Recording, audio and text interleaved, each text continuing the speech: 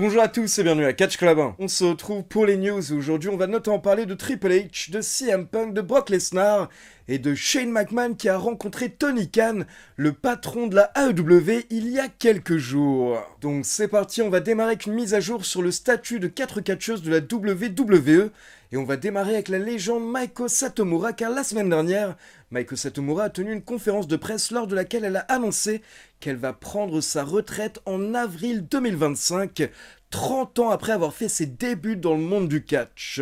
Donc Meiko Satomura va partir à la retraite en 2025, c'est la première mise à jour, et derrière, on enchaîne avec Beth Phoenix car il y a quelques jours, le média américain PW Insider nous a informé que le contrat de Beth Phoenix avec la WWE a expiré, donc à l'heure actuelle, Beth Phoenix est dorénavant agent libre. Et je rappelle bien entendu que le mari de Beth Phoenix, Adam Copeland, que vous connaissez également sous le nom de Edge, est sous contrat avec la AEW, donc peut-être qu'on verra Beth Phoenix également un jour à la AEW. La troisième mise à jour concerne Raquel Rodriguez, car pour rappel, en début d'année, Raquel Rodriguez nous avait expliqué qu'elle souffre du syndrome d'activation mastocytaire et que ça lui cause beaucoup de problèmes, notamment au niveau de la peau. Et elle avait notamment des plaques qui apparaissaient sur sa peau et sur son visage. Donc depuis le début d'année, Raquel Rodriguez a dû se faire traiter. Elle a suivi un traitement. Mais apparemment, ces derniers jours, d'après plusieurs médias américains, les officiels ont eu des discussions en coulisses par rapport au retour de Raquel Rodriguez. Donc elle pourrait potentiellement bientôt effectuer son retour sur les rings. Et ce n'est pas la seule, car à côté de ça, il y a 3 jours, nous avons la catcheuse Charlotte Flair qui a posté des vidéos sur ses réseaux sociaux où on a pu la voir s'entraîner au Performance Center, ce qui veut dire qu'elle se rapproche sûrement d'un retour sur les rings, car habituellement, la dernière étape avant de recevoir le feu vert des médecins, c'est de s'entraîner au Performance Center, donc Charlotte Flair devrait être de retour très bientôt également. On continue avec une interview de Joe Hendry qui nous a donné de nouveaux détails par rapport au partenariat entre la TNA et la WWE, donc voici ce qu'il a déclaré. Je suis actuellement dans une situation où nous avons une collaboration historique entre la TNA et la WWE. Nous sommes dans une situation où la TNA a réussi à trouver un accord, un arrangement avec la WWE, ce qui fait que dorénavant je peux catcher à la TNA, je peux également catcher à NXT et je peux m'entraîner au Performance Center de la WWE à temps plein. Et en plus, à côté de ça, je peux catcher sur le circuit indépendant et je peux également participer à des conventions. C'est tout simplement du jamais vu, ça n'a jamais été fait auparavant dans ce business.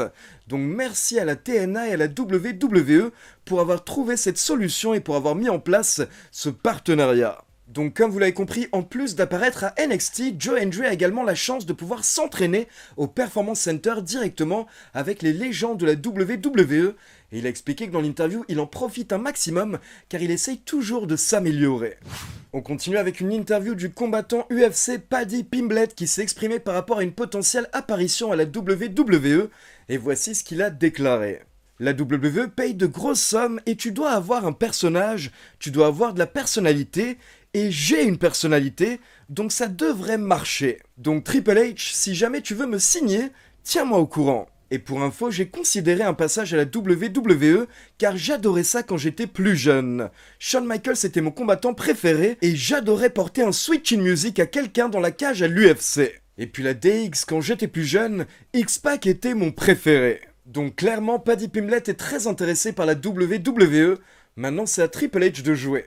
On continue avec une mise à jour par rapport à MVP, car dans la dernière vidéo news, je vous avais expliqué que d'après les dernières rumeurs, MVP, Bobby Lashley et Tamina devraient quitter la WWE dans les prochaines semaines. Et bien pour info, le week-end dernier, lors du show indépendant GCW Bloodsport, après le match de Josh Barnett, MVP est apparu et il est monté sur le ring.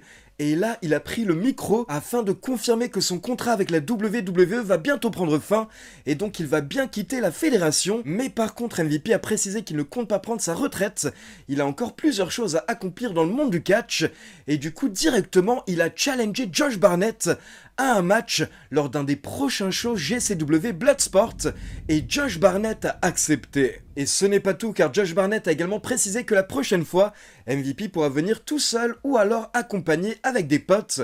Donc là, c'est un petit clin d'œil de Josh Barnett par rapport à la potentielle reformation du Hurt Business, car je rappelle que si MVP et Bobby Lashley quittent bien la WWE, alors ils seront agents libres en même temps que Shelton Benjamin, et d'après plusieurs médias américains, on pourrait avoir une réunion du Hurt Business, mais en dehors de la WWE. Et au passage, pour ceux qui m'ont posé la question, je rappelle bien entendu que Cedric Alexander est lui toujours sous contrat avec la WWE et qu'il est actuellement à NXT depuis plusieurs semaines. On enchaîne avec une petite mise à jour par rapport à CM Punk, car il y a eu de fausses rumeurs par rapport à CM Punk ces derniers jours, donc je vais essayer de vous expliquer ce qui s'est passé. Et encore une fois, malheureusement, c'est Dave Meltzer qui a raconté un petit peu de la merde. Et vous savez que d'habitude, je le défends, mais je vous ai déjà expliqué que de temps en temps, ça lui arrive de raconter de la merde. Et là, c'est arrivé par rapport à CM Punk, car la semaine dernière, Dave Meltzer a déclaré que CM Punk a contacté la WWE afin de renégocier son contrat, ou en tout cas de signer un nouveau contrat, car son contrat actuel avec la WWE prendrait fin très bientôt. Mais derrière, vous avez le média américain PW Insider qui est intervenu pour expliquer que tout ce qu'a dit Dave Meltzer est totalement faux. Et non, le contrat de CM Punk ne va pas bientôt prendre fin, car CM Punk a signé un contrat de 3 ans avec la WWE en 2023. Et donc en fait ce qui se passe c'est que PW Insider nous a expliqué que ce n'est pas CM Punk qui a contacté la WWE pour renégocier son contrat, mais c'est la WWE qui aurait contacté CM Punk ces derniers jours afin de restructurer son contrat et potentiellement l'allonger avec une meilleure somme, avec une meilleure paye, car apparemment CM Punk rapporterait beaucoup d'argent, donc apparemment la WWE souhaiterait lui proposer un meilleur deal tout en essayant potentiellement de prolonger son contrat. Donc à l'heure actuelle, la WWE et CM Punk seraient en négociation, mais comme je vous l'ai dit, pour vous rassurer, quoi qu'il arrive, CM Punk est sous contrat avec la WWE au moins jusqu'en 2026. On enchaîne maintenant avec une bonne nouvelle pour les fans européens, car la semaine dernière, Triple H et Nick Khan, donc le président de la WWE, se sont rendus à Londres afin de discuter avec le maire de Londres, Sadiq Khan, par rapport à un potentiel WrestleMania dans les prochaines années à Londres. Et il faut savoir que ce n'est pas une rumeur, ça a été officiellement confirmé par la WWE qui a envoyé un communiqué de presse aux médias afin d'expliquer que Triple H, Nick Khan et Sadiq Khan ont eu un rendez-vous. Et derrière vous aviez des petites réactions de Triple H, Nick Khan et Sadiq Khan. Et le maire de Londres a déclaré que le rendez-vous a été très productif. Et donc dorénavant les discussions continuent afin que ça devienne une réalité.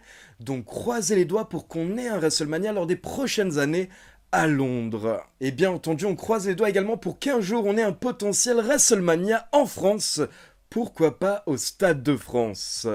Puis on continue avec une mise à jour par rapport à Brock Lesnar, car justement quand Triple H et Nick Khan étaient à Londres, un journaliste en a profité pour demander à Triple H s'il avait une mise à jour par rapport à Brock Lesnar, et voici ce que Triple H a déclaré. Alors c'est une question qu'il faudrait poser à Brock Lesnar directement. Vous savez, Brock Lesnar vit un peu dans son propre monde, il fait son propre truc. Actuellement, il se trouve au Canada, j'imagine, en train de regarder ses enfants jouer au hockey et en train de profiter de la vie. Mais si un jour il décide qu'il a envie de faire quelque chose, alors nous sommes ouverts à toute conversation, on verra. Alors pour ceux qui ont vu les vidéos news précédentes, vous vous rappelez sûrement que Triple H avait déjà dit exactement quasiment la même chose juste après WrestleMania 40, donc apparemment la situation par rapport à Brock Lesnar n'a pas évolué, et je rappelle pour ceux qui ne sont pas au courant que Brock Lesnar a été retiré des écrans en début d'année car il est cité, il est mentionné dans la plainte de Jan Grant contre Vince McMahon. Et donc on va terminer avec la breaking news de la semaine, car il y a environ 24 heures, les médias américains Fightful et WrestleTalk nous ont révélé qu'en début de semaine, lundi dernier, donc lundi le 29 juillet, Tony Khan et Shane McMahon se sont rencontrés, ils ont eu un meeting dans un bureau à l'aéroport d'Arlington. Et attention, je précise tout de suite que ce n'est pas une fake news, car pour info, une photo de leur rendez-vous a fuité en ligne, comme vous pouvez le voir. On peut voir Shane McMahon et Tony Khan ensemble, et pour info, Mercedes Moné a déclaré sur les réseaux sociaux qu'apparemment, c'est elle qui a pris cette photo. Et je rappelle que ça fait plusieurs semaines qu'il y a des rumeurs par rapport à Tony Khan et Shane McMahon. Tout avait commencé il y a quelques semaines, quand on avait appris qu'apparemment Shane McMahon avait parlé avec certaines superstars de la AEW et qu'il serait intéressé par une apparition au sein de la AEW. Et derrière, on avait Tony Khan qui avait déclaré dans plusieurs interviews qu'il serait ouvert à avoir une discussion avec Shane McMahon. Et bien ça a été fait en début de semaine. Shane McMahon et Tony Khan ont bien eu cette discussion, et d'après Fightful et WrestleTalk, en gros ils se sont rencontrés afin de discuter des possibilités pour le futur. Et il y a quelques heures, Shane McMahon s'est exprimé par rapport à ce rendez-vous, donc voici ce que Shane a déclaré. Tony Khan et moi avons été mis en relation par un ami que nous avons en commun et nous avons eu un très bon rendez-vous. Nous avons parlé de beaucoup de choses mais surtout de notre amour qu'on partage pour ce business et également des récompenses et des challenges que nous avons par rapport au fait d'avoir travaillé en famille. Puis je l'ai félicité pour le 5e anniversaire de la AEW et j'ai hâte de voir de quelle manière il va faire évoluer le business dans le futur. Donc comme vous l'avez compris, le rendez-vous a été très positif et qui sait, peut-être qu'on verra Shane McMahon à la AEW un jour. Mais attention, ce n'est pas tout, et là on repasse dans des rumeurs qui nous viennent du Wrestling Observer. Donc selon le Wrestling Observer, Shane McMahon aurait tenté d'effectuer un retour à la WWE dernièrement, mais apparemment la WWE aurait refusé, et la WWE ne serait tout simplement pas intéressée par Shane McMahon à l'heure actuelle.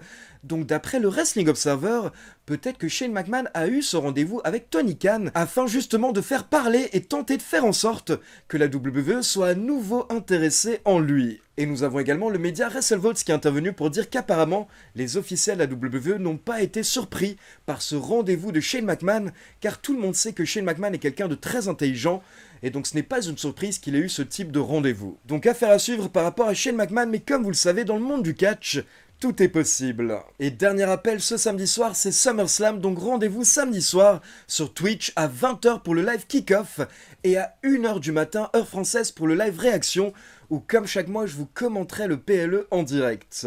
Donc voilà, c'est tout pour les news. Maintenant, comme d'habitude, c'est à vous. N'hésitez pas à me laisser vos avis dans les commentaires. Et comme d'habitude, n'oubliez pas de liker la vidéo, de vous abonner à la chaîne et de cliquer sur la petite cloche pour être informé de la sortie des prochaines vidéos. Ciao tout le monde!